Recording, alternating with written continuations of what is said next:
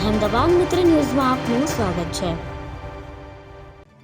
શુક્રવારે સવારે કાશ્મીરમાં થયેલા વિસ્ફોટમાં લશ્કરે તાયબાના 2 આતંકવાદીઓના ઘર ધરાશાયી થયા।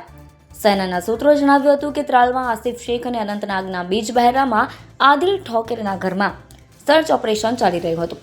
ઓપરેશન દરમિયાન બંને ઘરમાંથી વિસ્ફોટકો મળી આવ્યા હતા। સૈનિકો સલામતી માટે પાછળ હટી ગયા અને આ દરમિયાન વિસ્ફોટ થયો। આ બંને આતંકવાદીઓના નામ પહેલગામ હુમલા સાથે જોડાયેલા છે।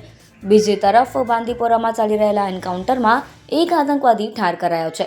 2 સૈનિકો પણ ઘાયલ થયા છે।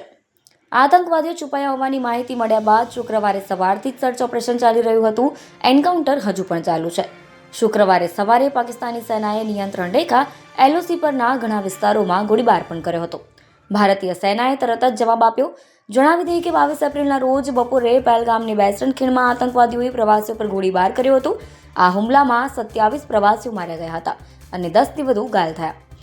લશ્કરના સૂત્રોએ જણાવ્યું હતું કે 22 એપ્રિલના રોજ જમ્મુ અને કાશ્મીરના પહેલગામમાં લશ્કરે તૈયબા LETના 4 આતંકવાદીઓના એક જૂથે સ્ટીલની ગોળીઓ, AK-47 રાઇફલ્સથી સજ્જ અને બોડી કેમેરા પહેરેલા હિન્દુ પ્રવાસીઓને નિશાન બનાવ્યા અને ગોળીબાર કર્યો।